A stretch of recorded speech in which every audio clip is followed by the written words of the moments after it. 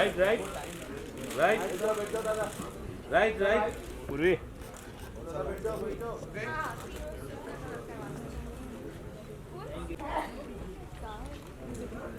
अरे यार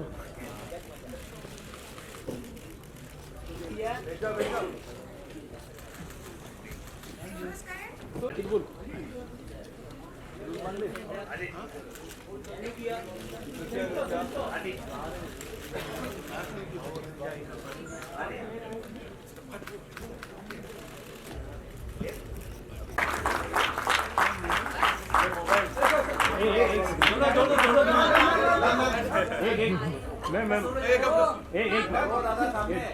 तो इधर आवाज कर ही नहीं सकता प्याज भाग जाए मोबाइल रखना नीचे We're still in the process of inviting a lot of partners. You can explain about it. To probably get the streaming in this high definition, because that's been one request which has been coming to me for a long time.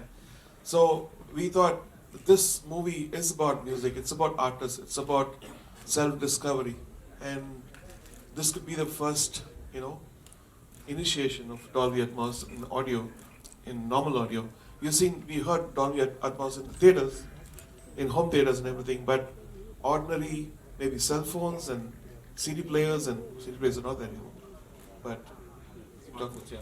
No, I think you're right, sir. I think the way we look at it, it all starts from the content. I think, as I was just saying, the content has started today with 99 songs, and now we are hopefully going to our streaming partners to make sure that they take it to the devices, because there are millions of devices which are already available.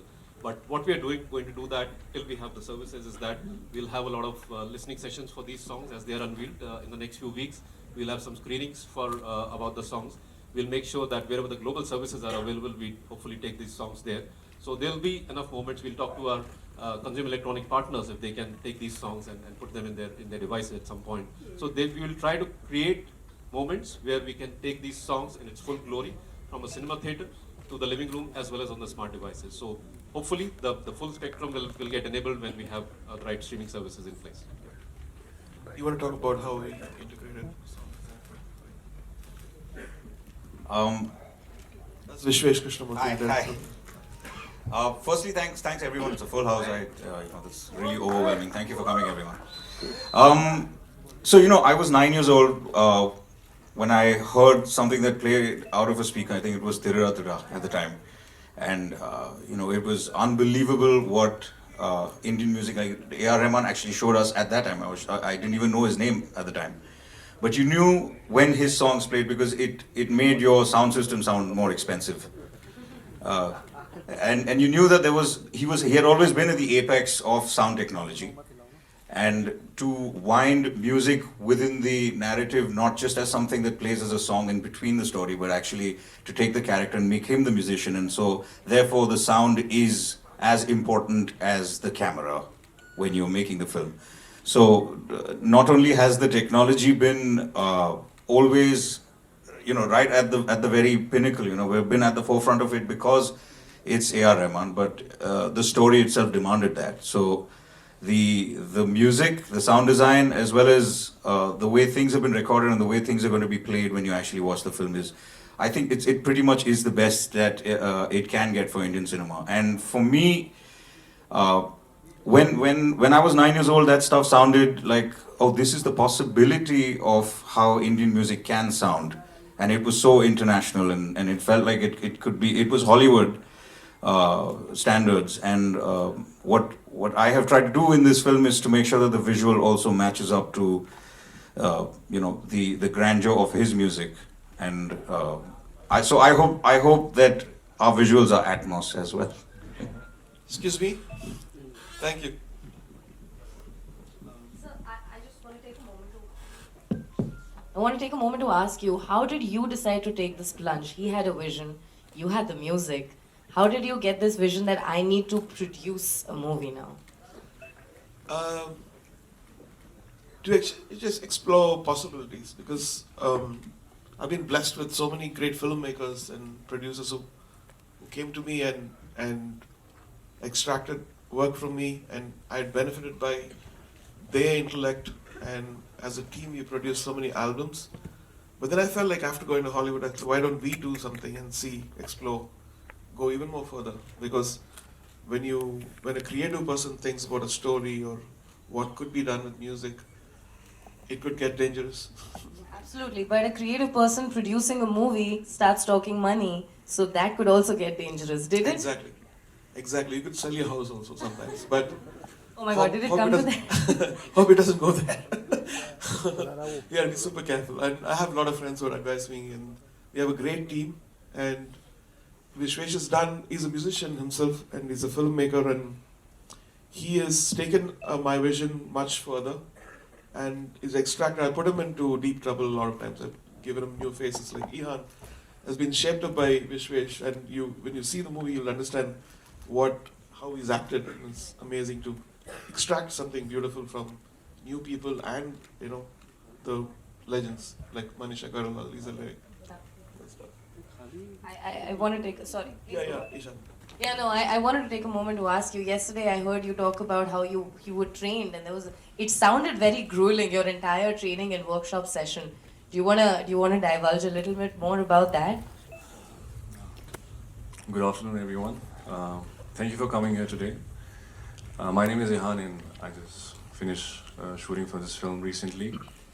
It's been an unbelievable educational learning process anyone can have in their lifetime. And I've realized not only what it is to be an actor, but to realize the importance of making movies and music every time I'm with him. His quest for learning is incredible. He's always hungry for more. He's always trying to push the boundaries. He's always trying to push the limits. I mean, he's phenomenal. When I got selected for the film, it was Rahman sir's idea to send me to Chennai to learn piano. So I went to Chennai to Rahman sir's KM Music Conservatory, and I was there trained for 1 year. It was an incredible process from transforming from just an actor to a musician, because You were not a musician at all before? no, I didn't know anything. So it was because he wanted that authenticity of portraying a musician. He wanted that authenticity to be there. And there I learned piano for over a period of 1 year. It was incredible. Like being in Chennai, it never felt from home away from home, because the way they treated me, I would say he treats his son the same way like he treated me. And being with him for and being with him for associated with him, working with him for 3 years, it's like a dream come true. I realized apart from him being a great artist, he is a wonderful human being. He is my role model. And one great thing about him is he would talk to anyone in the same way. If it is a janitor or the anyone, if it's the richest of any guys, he talks to everyone in the same way. Sounds like a very human first approach, really. Vishwesh, I want to ask you, he said that let's hire this boy, let's make him act, but also let's spend a whole year training him to become a singer. And that would have put... Piano, sorry. So that would have put all your filmmaking plans, that would have halted them for at least a year. How did you feel about that? No, actually, I don't think anything stopped for a year. The thing is that I would rather a person not fake it when we're actually filming it, than because you use a lot of trickery often, even with stunts and things like that. So when it's about something as sensitive, and I mean, let's not make any mistake. It's A.R. Rahman getting into movies, so you can't fake the music there. That would be a cardinal error, So I don't think that there was any question about the fact that it was not just Ihan, but Ihan's the best friend in the film, a boy named Tenzin, who's sitting right there. was also. Can you wave so we know who that friend is? Woo! That man over there. You'll see him on the trailer, what he does. Yeah, so not only did they play buddies and bandmates in a film, so they literally bunked up together for a year. So they were living together for a year, being bandmates. He was learning drums and Ihan was learning piano.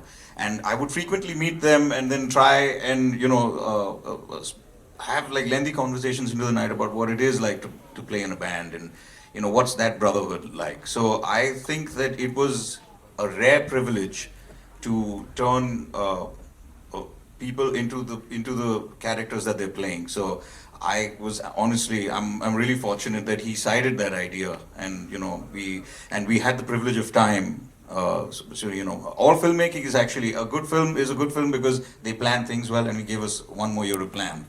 So I think it was a privilege. I never thought of it as an. Good question. It's like a fairy tale. The idea of this thing came when I was high up in the sky on the Emirates flight to LA, and I was thinking, why don't we do a story like a fairy tale where, what if a guy has to compose 100 songs to get a girl? And then I said, 100 is a big number. Maybe make it 99. And then you'll know about what happens to the other song once you watch the movie.